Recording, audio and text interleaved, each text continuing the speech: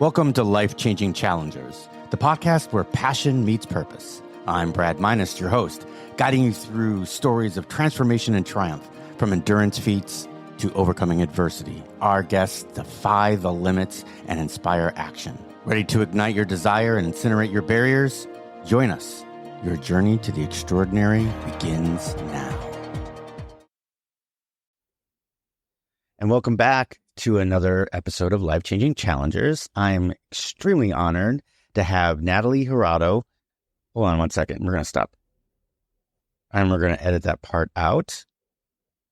And welcome back to another episode of Life-Changing Challengers. I am extremely excited to have Natalie Jurado with us today. She is a magnesium expert. And it's probably not something that we ever heard before. And as she became a magnesium expert, she turned that into her own business. So she is an entrepreneur as well. We've had a lot of those on the show. So Natalie, how are you today? I am doing fantastic today. Thank you. I love it. I love it. So I start off the same question with everybody, Natalie. Can you tell us a little bit about your childhood, where you grew up, what was the complement of your family, and what it was like to be Natalie as a kid? Yeah, absolutely. So I grew up in New York, in Long Island, right? And I came from a middle-class America household. It was me, my brother, my two parents. Your traditional household. My parents worked way out in the city. And so I really only got to see them on weekends. They'd leave at 5 a.m. and come home around 8, 9 o'clock at night. So weekends were a time that I could actually spend with my parents. And for the most part, I was raised by my grandmother. So I am a first-generation American. My parents are Latino, and so my grandmother didn't speak a lick of English. So actually Spanish was my first language, learning it before I learned English at all. So we had a very interesting childhood in terms of lots of family influence. Several families of us all lived together in the same house. We lived in a 3-family household. So I had my aunt, my cousins, I had my brother, I had my grandmother. All of us grew up together in the same house.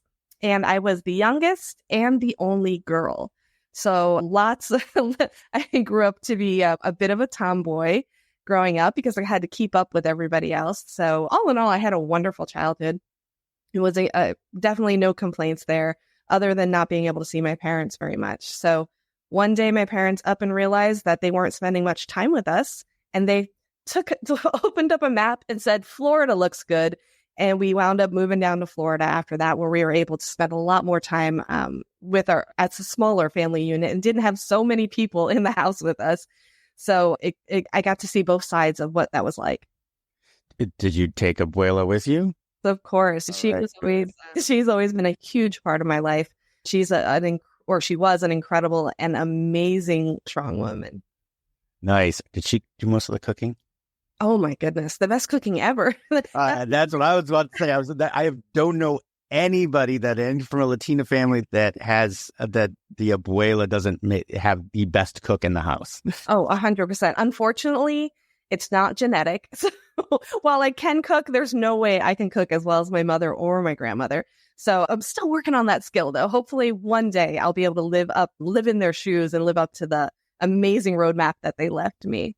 I have my ancestry is we're all grew up in Judaism, and it's the same thing. It's like, you gotta come and eat. You want some hungry? You hungry? Come on, you gotta eat. You gotta eat. So, and I know it's in that same realm because there's some parallels to it. 100%. And then they try and put more food on your plate, and if you eat too little, it's offensive. So you got to eat a lot, right? Right. Oh, and 2 hours before dinner, they're like, oh, you should have a snack. Yeah, you gotta have a snack. Come on, give me a snack.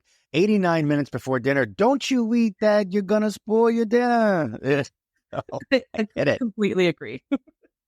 So you moved to Florida, I'm assuming, where you are right now, or was it somewhere else? Nope, we moved similar to the area. I've stayed in Central Florida since then. So we moved to Florida. When my parents lived in New York, they were big time execs. So management, making hundreds of thousands of dollars a year back in the 80s. So I'm aging myself by saying it's the 80s, but back in the 80s. So they're making all this money, and they just moved down here on a whim without a job or a plan. And it was a big socioeconomic shift for us, moving from having everything to coming down here. And my parents couldn't find a job for years. I mean, they did find a job, but not in their field for a few years. Our area was really up and coming. There wasn't a lot of development in our area.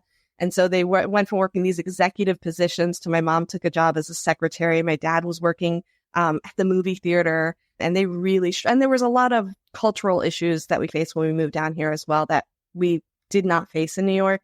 So we really had a huge economic shift. But I learned so much from that has really shaped my thoughts about money and wealth and success, even as an adult. I can imagine. And all of a sudden money doesn't seem to be as important, especially since you said they were these high power execs and they literally moved you so they could spend more time with you, which I say thumbs up. Those are the parents we need nowadays. So is that where you went to high school? Yep. I went to high school right here in Central Florida. Nice. Were you in extracurriculars? Were you a good student? Were you prom queen?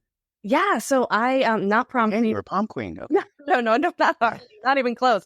I was always academic. I was very, very driven academically, especially through high school, graduated top of my class, wound up getting a scholarship to college and becoming the first in my family to ever go to college. And when I say first in my family, I don't mean just with my parents and my brother. I mean, out of the 35 cousins that I have, I am the first to go to college and then the first to go on and get advanced degrees. So it was really a big deal that I was able to go to college, and I had to learn what you needed to do, how to get there, how to fill out a college application, how to apply for scholarships. I was winging it the whole time. Right. It all worked out pretty well. But in terms of high school, I was involved in lots of clubs and organizations and that kind of stuff. But I never really felt like I fit in. I went to a high school that was in a wealthier part of town and was not very diverse at all. And so I stuck out like a sore thumb. So when I left high school, went to college, I was able to find more people like me and really make a place for myself in this world. But it really helped me become very resilient and to be very patient with people and understanding with people anytime I can. Did you end up going to UCF? I wound up going to Rollins. Rollins, where's that? It's in Winter Park. It's a private liberal arts school. All right. No, nothing wrong with that. Sometimes those are harder. Because you have smaller classes and you get more focus on you. So you do something wrong or you make a mistake and you're getting called out for it. 100%. Yeah, oh, yeah. Not like right, not like me where I was in a crowd of 300 people in a lecture hall. Did you wind up going to USF? No. Oh, I went to ISU, Illinois State University. I grew up in Chicago, so that was just a normal thing, and then spent some time at the University of Illinois. So what did you study in school at Rollins? I switched my major 6 different times, so I just couldn't figure out what I wanted to do. The average freshman changes their major 7 times, so you're still above the average. Winning, that's awesome. So yeah, I switched 6 different times and I finally landed on psychology because that's where I wound up. And I wound up working in nonprofits when I got out. So my passion has always been for working with teenagers. And that's where that was when I did my internships all throughout college. And when I first got out, I was just gravitated towards teenagers. I'm like, I feel like I can make a difference with this population. Didn't like working with little kids, was not working with adults, but teenagers is where I felt comfortable. And I was able to take that career and work in nonprofits. I worked in the juvenile justice system. I worked in social work. I worked with low-income first-generation teenagers to help them get into college through some grant-funded programs. So that was my background. That was my passion for many years until I had children. And then, working those 365, 24/7 social work positions are not very effective when you have children to also take care of. So I had to switch it up after that. You got a taste of what it was like to be your parents. Exactly. And be around your kids. Yeah, that makes sense. See, everything comes around. It's all cyclical. So, but you said you had got some advanced degrees. Did you get your advanced degrees after having kids, or did you do right away? I actually got my master's degree while I was pregnant with my second son. So I work all day. I go to school all night, and I was pregnant, and I actually delivered over Christmas break and then went right back to school afterwards. So I wouldn't miss a beat because I wanted to get through it. Nice. That's awesome. And what was your advanced degree in? I have a master's in human resources. All right. In human resources. Okay, great. And so you had your kids. Well, wait a second. We missed the most important part. Where's Mr. Jurado in all this? My husband, we've been married 17 years, been together 30. So he was actually my middle school sweetheart. We started dating when I was in middle school. And we've been together for a really long time. So we actually, interesting story, he grew up in New York, in Long Island, and I grew up in the same town, the right next town over, but we never met until we moved down to Florida. Okay. That is like the epitome of divine intervention, right? 100%. Yeah, absolutely. We were talking one day and we just made that connection that we used to shop in the same grocery stores. We used to go to the same mall. We used to go to the same diner. And we had no idea that we lived right down the block from each other our whole childhood and never met. Oh my God, that's crazy.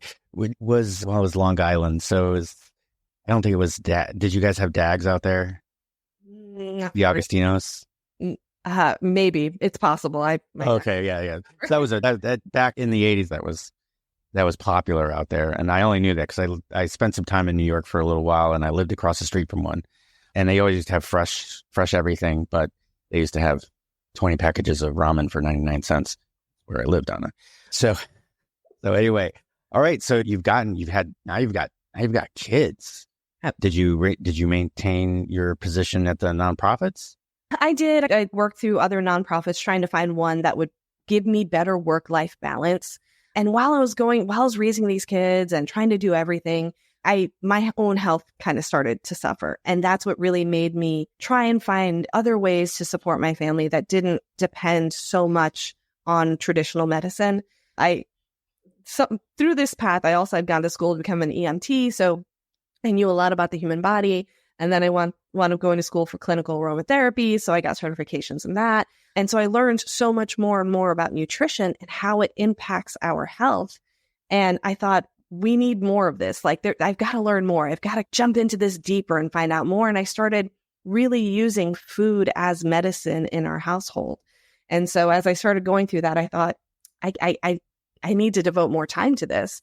And I wound up leaving nonprofit and actually opening up a retail store right in my own neighborhood. I thought our area had very little access to healthy options. And I thought people can only go to the farmer's market on Saturday to get more healthier options. What happens Monday through Friday when they run out of something or they need something? So I saw a problem and I solved it. And I wound up opening a retail store right in our neighborhood to support our community. Oh, that's amazing. But I want to step back because you mentioned that your health was starting to deteriorate. So let's talk about symptoms and things that you did in order to see what you could do to solve it, but find the diagnosis and then the prognosis. Yeah. So I found in our household in general, we were all dealing with different issues. My oldest son had terrible asthma. My husband would get sick. Like every 2 months, he would have to take time off work because he would get sick. And I myself was feeling just overly anxious, overwhelmed all the time, irritable, moody, that kind of thing. And it was really impacting how I parented my children. So I started looking into how our diet impacts that.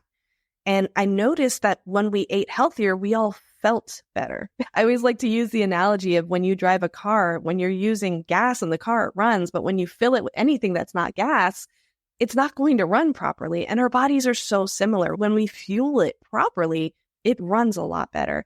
So my husband and I decided to do an experiment where instead of spending very little on groceries and shopping the sales and getting all the sugary cereals and stuff that didn't cost a lot of money and spending a lot of money on medical care, we decided to spend as much money as possible on our diet. And we found that entire year, we did a year-long experiment. We found that year we spent next to nothing in medical costs. My kids weren't having asthma attacks like they used to. My husband wasn't sick all the time. We literally just shifted our budget to food. And that made such a huge impact in our general health. And so that's what kind of spurred the opening of the store. But what I didn't realize is that I had some other nutritional deficiencies going on. And when those deficiencies are paired with stress, it's just kaboom, a huge issue. And so as I opened the store, I started getting more and more stressed. I felt more and more anxious. I was having panic attacks regularly. I couldn't sleep. I was having severe insomnia. And that's where kind of the big light bulb went off for me. And that light bulb was magnesium. It sure was, because I was doing everything you're supposed to do. I was living a good, healthy life. I was eating all the right foods, an organic, plant-based diet. I was exercising regularly. I was managing my lifestyle as best as I could. Being an entrepreneur, as you probably know, can be a little stressful and overwhelming. Oh, yeah. But I was managing as best so I was checking all the boxes, but I was still having panic attacks. I was still having severe anxiety. I still was sleeping maybe 2 hours a night. And so that's when I started to think, I need help. I can't do this on my own. I need to figure out what's going on. So where did you get the help? So I wound up going to my practitioner, and she was gracious enough to offer me every test under the sun. Like, you name it, blood was drawn. And she sent me to a bunch of different specialists. I went from doctor to doctor. And then at the end of the day, she sat down, she looked me straight in the face, and she said, Natalie, there is nothing wrong with you. Your blood work is perfect. And then she went on to tell me that as a woman becomes a certain age, these things happen, yada, yada, yada. It's all in your head. And then wrote me a bunch of prescriptions. And so I didn't want to take the prescriptions. They made me foggy. I felt like like somebody had painted my entire world gray. And I didn't like that feeling. I didn't like that sensation. So that's when I really dove in deep. And I made that decision right then and there that nobody else is going to be allowed to define what is normal for me. So normal for me was feeling calm, cool, and collected. I've always been like a laid back kind of person. And to feel this anxious and for my doctor to say that was normal, it wasn't okay with me. And that's when I decided I've got to find a way to fix this. I've got to figure out what the root cause is. I got to figure out what's going on underneath the surface. And I really dove in deep into the research.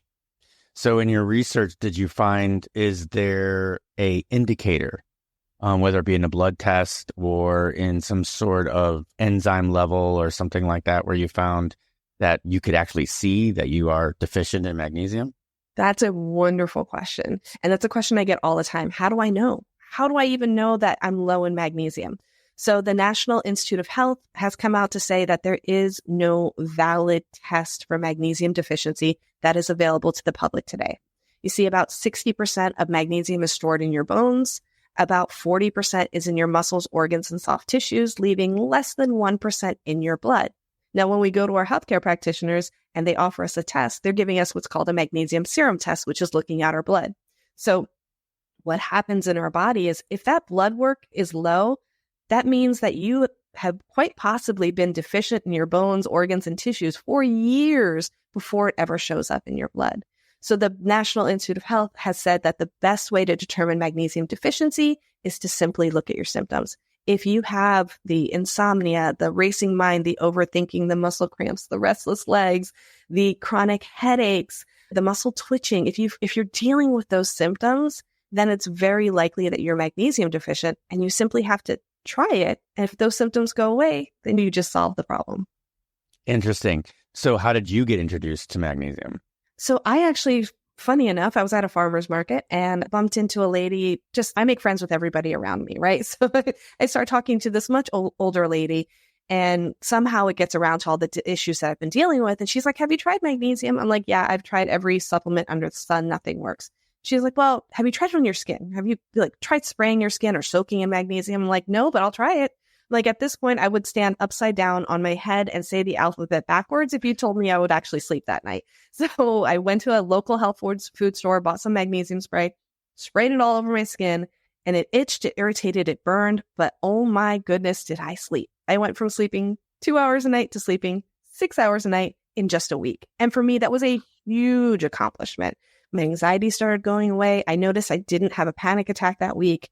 And I thought, what is this? Like, what kind of magic is this? I need to figure out everything there is about this. And the rest is history. Nice. So you figured it out. Now, do you still have the store?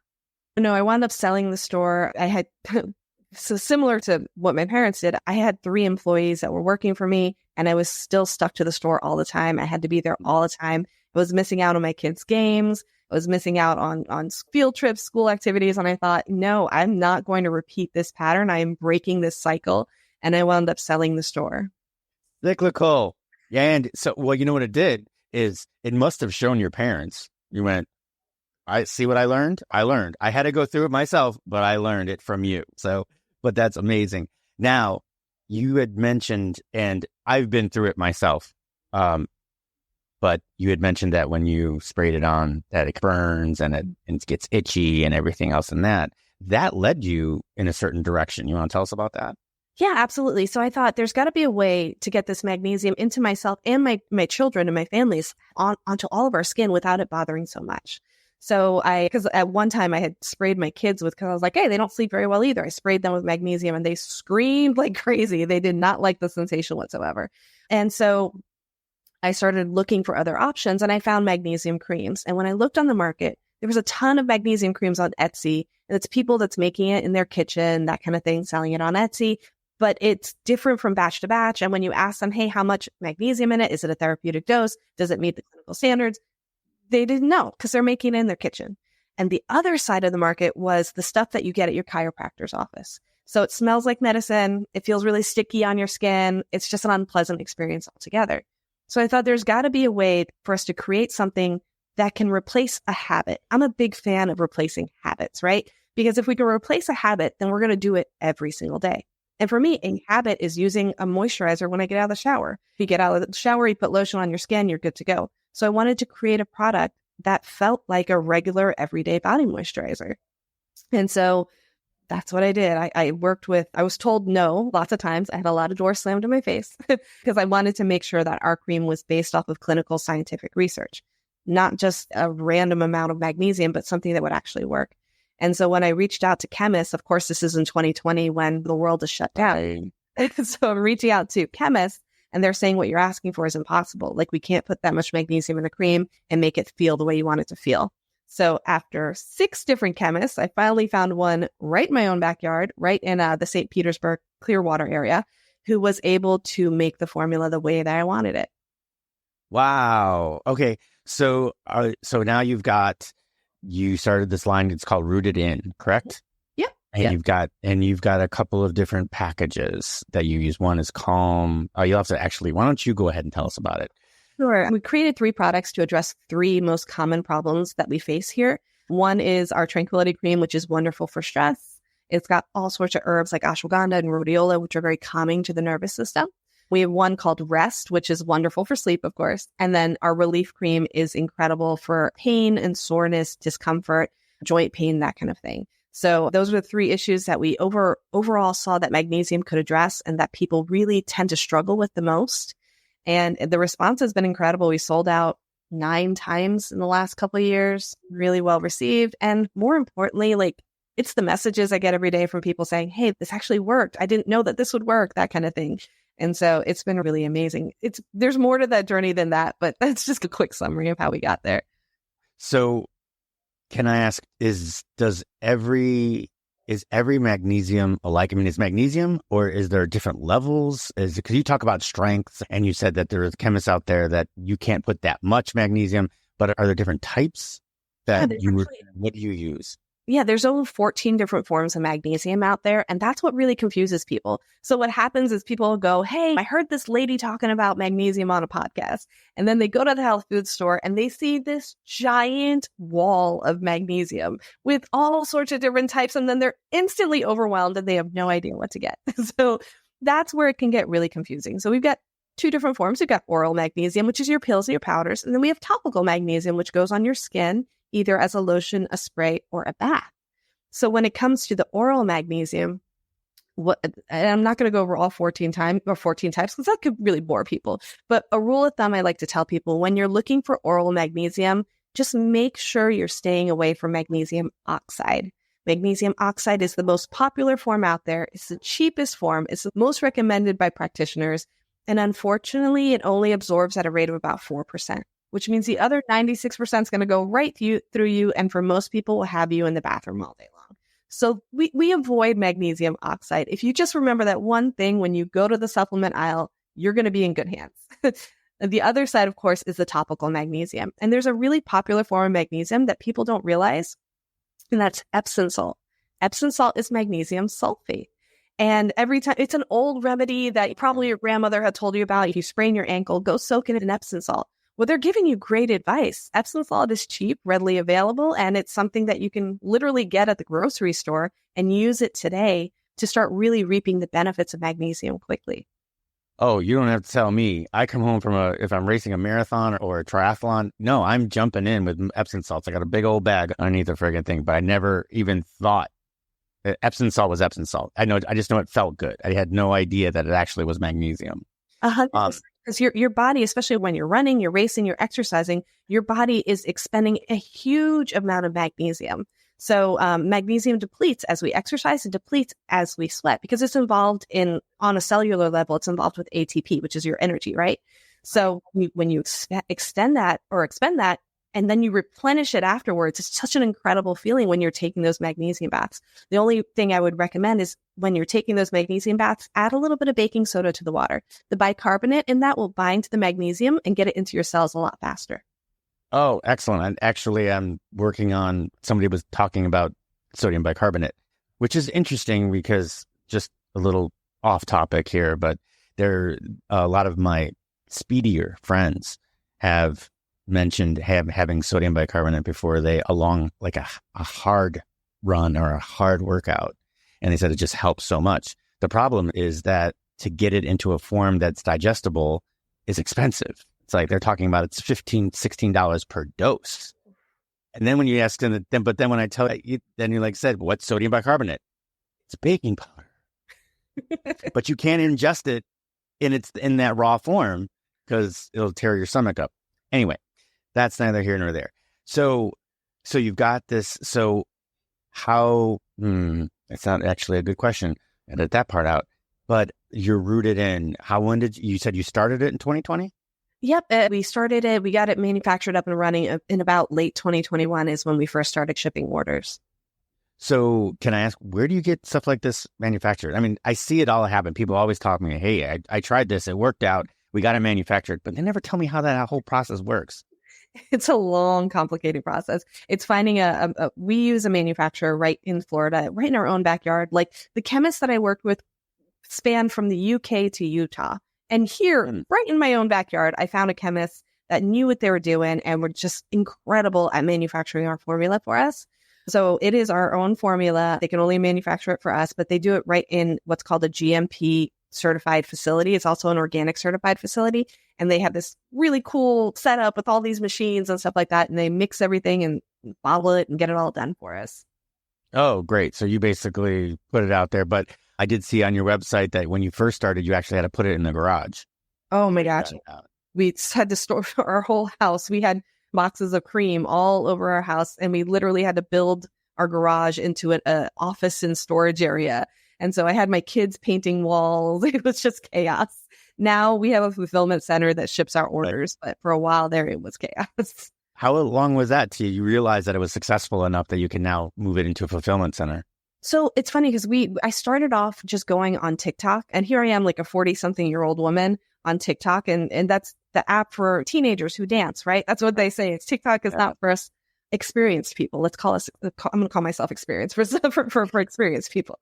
So here I am, a 40-year-old on TikTok, and I loved just the raw, just spreading of information that TikTok had. It was so different from all the other apps where everybody had to be very polished and very beautiful and perfect and that kind of thing. So I went on TikTok and just started sharing the research. Like, hey, I learned this about magnesium. Hey, this also happens about magnesium. And it started to catch on. It really spread like wildfire until we grew a really significant audience on TikTok. And I totally did not expect that to happen. But I also feel like being your most authentic self is what really connects with people. When I first got on the app, I tried to be very polished and professional. And I was like, this isn't me. I'm a science nerd and I'm just going to be a science nerd. And when I started doing that, people really resonated with it.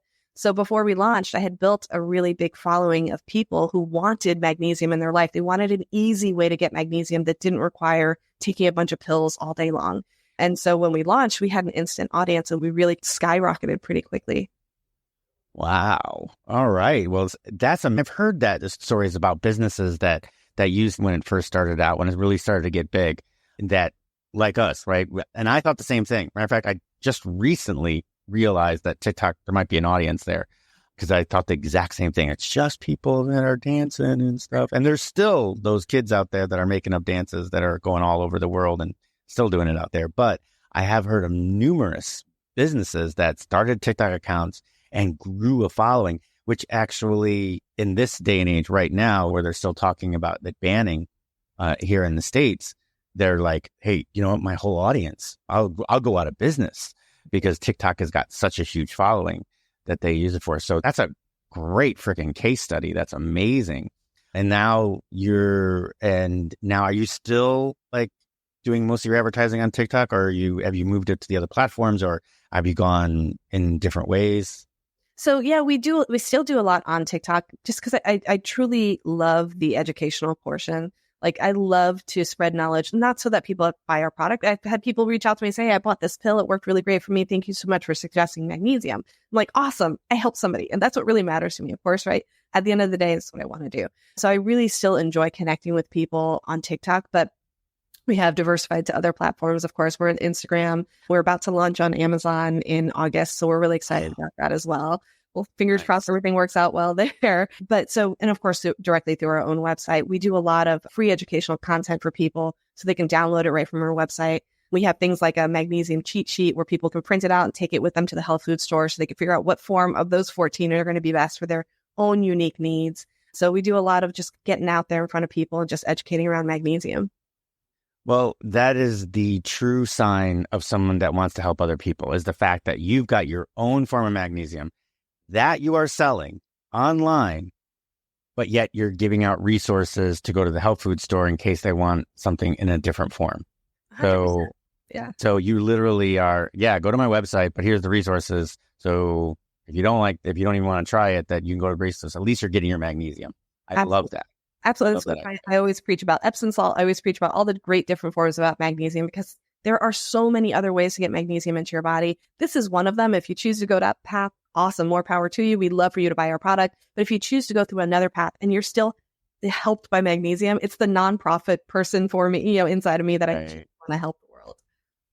Yeah, no, and we need people like you out there. Definitely. We need more capitalism that is rooted in selflessness. And basically is if you're helping out other people, the more you help, the more you'll get back in return. And they say a lot of people say you'll get it back in threes. It just doesn't come on threes all right away. So speaking of rooted in, Natalie's business is called Rooted In, and her website is berootedin.com. And I'll have a link to that in the show notes. She has those 3 different bundles that she talked about, and starter set, and then she's got a learn section on here. It's pretty amazing, and you'll have to check her out. She's got this little TikTok thing that she put up there on YouTube, which kind of tells her story in a rapid 2.5 minutes. So check that out definitely, and tell us. Put it in the show notes. Comment on the episode, whether you see it on YouTube or whether you see a clip on social media. Tell us that maybe you grabbed it and that how you're feeling. So we'd be really excited to hear that. So yeah. So Natalie, thank you. This has been super educational, and I want to know more. I want to continue to know more. So I'm probably going to take a look at your learn section. And if I've got any questions, I'm going to make sure that I reach out to you. You mentioned TikTok. You mentioned Instagram. Are those the 2 best places that people can slide into your DMs and ask questions? Yep, absolutely. And we're Be Rooted In across all social media platforms. So, but TikTok is my most views, and then of course Instagram as well. Excellent. So Natalie, thank you so much for everything that you do. Thank you for being as selfless as you are. My best to your family, and then I hope that you continue this success that's rooted in helping people. So thank you so much. Thank you for having me on, and thanks for everything that you do to really encourage people to overcome adversity in their lives. I appreciate that. Thank you. All right, everybody, you heard it. For Natalie and myself, we will see you in the next one. Well, that wraps up another episode of Life-Changing Challengers. I'm your host, Brad Minus, saying thank you for joining us on this journey of transformation. If today's stories inspired you, please take a moment to review, share, and follow us on your favorite podcast platform. Your support helps us reach more listeners and create an even bigger impact. Remember, every challenge is a chance to grow. Until next time, keep pushing, keep challenging, and never stop pursuing your extraordinary.